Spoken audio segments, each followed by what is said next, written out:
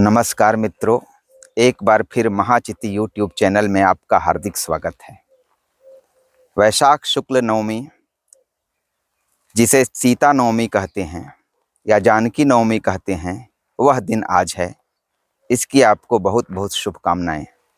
इसके ठीक एक माह पहले चैत्र शुक्ल नवमी को रामनवमी का उल्लास आपने देखा था और इधर राजनैतिक कारणों से रामनवमी का प्रचार प्रसार और उस अवसर पर शस्त्र प्रदर्शन या शक्ति प्रदर्शन का माहौल बढ़ते जा रहा है। हमारा धर्म किस प्रकार से पितृसत्तात्मक संस्कारों से जड़ीभूत हो चुका है, उसी का एक नमूना है कि आज अधिकांश लोगों को यह पता नहीं है कि आज राम प्रिया सीता का जन्म दिवस है, सीता नवमी। जिस तरह से लोग भाद्रपद शुक्ल पक्ष अष्टमी यानी राधाष्टमी को भूल के चलते हैं, लेकिन उसके ठीक 15 दिनों पूर्व श्री कृष्ण जन्माष्टमी भाद्रपद कृष्ण पक्ष अष्टमी को याद करते हैं और भरपूर उल्लास का प्रदर्शन करते हैं, उसी प्रकार सीता नवमी के साथ ही यह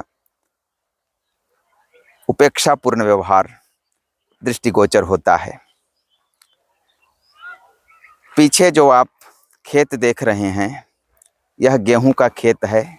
गेहूं कट चुका है और खलिहान में पहुंच चुका है और हो सकता है कि फसल से अनाज निकालने की प्रक्रिया भी पूरी हो चुकी होगी।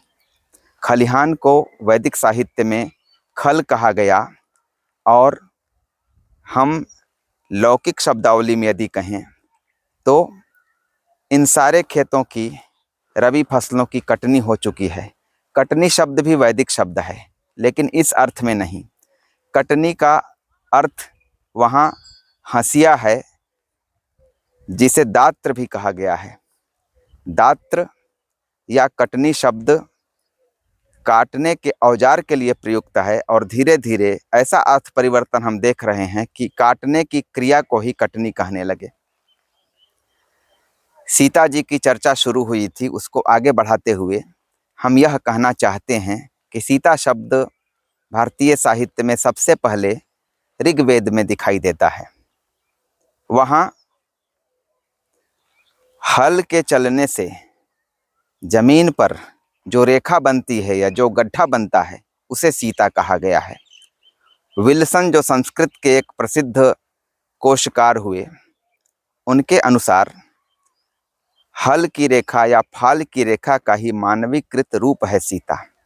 ऋग्वेद में एक सूक्त में कहा गया है कि हे सीते यानी हे हल की देवी, धरा में गड़ो, हम तुम्हारी वंदना करते हैं।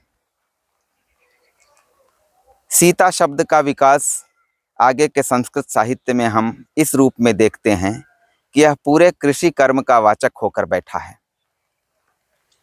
अर्थशास्त्र कौटिल्य रचित उस ग्रंथ में एक सीताध्यक्ष नामक पदाधिकारी होता है, कृषि कार्य का प्रबंधन करता, जिसका कार्य होता है बीज संग्रह करना या समय पर खेतों में बीजों का आरोपण करवाना और पूरे कृषि कर्म की देखरेख करना।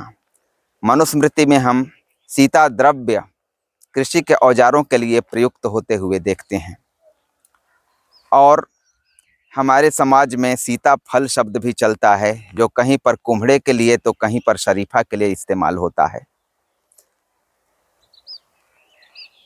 राजा जनक की पुत्री के रूप में सीता का जो प्राकट्य हुआ था, वो आज के दिन हुआ था, ऐसी मान्यता है। और राजा जनक ने हल चलाते हुए सीता को पाया था। तो कुल मिलाकर ऐसा प्रतीत होता है कि राजा जनक जिस इलाके के राजा रहे होंगे, वहाँ कृषि को प्रधानता रही होगी। विल्सन के अनुसार वैदिक काल में जो भू संस्कार होते थे, उसके बाद कुछ मंत्र पढ़े जाते थे यजुर्वेद के, और राजा जनक उसी प्रकार भू संस्कार करते हुए सीता को एक कन्या के रूप में प्राप्त किए थे, और उसी के संदर्भ में सीता नवमी है। पिछले एक वीडियो में हमने वैदिक काल की कुछ कृषि शब्दावली का जिक्र आपके सामने रखा था। उसी की निरंतरता में आज कुछ अन्य शब्दों को भी आपके सामने प्रस्तुत करना चाहता हूं। कृषक, कृषि बल आदि शब्द किसान के लिए इस्तेमाल होते हैं, और क्षेत्रिन या क्षेत्रक शब्द भी किसान के लिए इस अर्थ में कि वह खेत का स्वामी है इस्तेमाल होते हैं। और जिस प्रकार से आज खेती को हम अतिवृष्टि और अनावृष्टि से बर्बाद होते देखते हैं, उसी प्रकार वैदिक काल में भी खेती को अवर्षण और अतिवर्षण से बर्बाद हुए लोग महसूस करते थे। और मटची यानी जो टिड्डियाँ होती हैं वो खेतों को नष्ट करती हैं, फसलों को नष्ट करती हैं। छांदोग्य उपनिषद में ऐसी चर्चा है कि कुरु प्रदेश में मटची द्वारा नष्ट की गई खेती व्यापक मात्रा में मौजूद थी। इसी संदर्भ में हमने अहल्या शब्द सुना होगा। अहल्या का मतलब वह भूमि है जिसमें हल चलाना संभव नहीं है। अब जिसमें हल चलाना इसलिए मुश्किल हो कि भूमि बहुत कठोर हो, अथवा जिसे हल चलने का सौभाग्य न मिला हो। और हल के लिए वैदिक काल में वृक्ष शब्द भी है।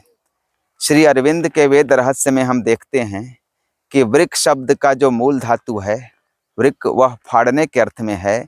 हल को भी वृक्क कहते हैं चूँकि वो धरती को फाड़ता है, यानी गो धारण करता है। गो मतलब धरती और धारण मतलब उसको विदीर्ण करना। तो गो धारण करने वाला जो हल है वह भी वृक्क है, और वृक्क का मतलब भेड़िया भी है। बौद्ध वैदिक भाषा की जो भाषा पद्धति है उसमें एक शब्द के धातु पर आधारित एक से अधिक अर्थ होते थे। यह श्री अरविंद की मान्यता है, और इसीलिए वैदिक भाषा काफी काव्यमयी भाषा है। तो आज हमने कृषि से जुड़ी हुई कुछ शब्दावली आपके सामने प्रस्तुत की। इसी संदर्भ में चलते चलते जरा धरती पर भी थोड़ी सी बातें हो जाए। धरती का एक पर्यायवाची पृथ्वी है, जिसे वैदिक साहित्य में पृथ्वी कहा गया है। अथर्ववेद में पृथ्वीवैन्य नामक एक राजा की चर्चा है, जिसे पुराणों में पृथुवैन पुत्र पृथु कहा गया है, और कहा जाता है कि धरती के पहले सम्राट हैं। और चूंकि उन्होंने हल चलाने की विद्या, हल चलाकर कृषि करने की विद्या का आविष्कार किया, इसीलिए पृथु के आधार पर ही इस धरती का नामकरण पृथ्वी हुआ है। तो आज के वीडियो में इतना ही। जल्द ही किसी नए विषय पर कोई नया वीडियो लेकर मैं आपके समक्ष उपस्थित होऊंगा। तब तक के लिए नमस्कार।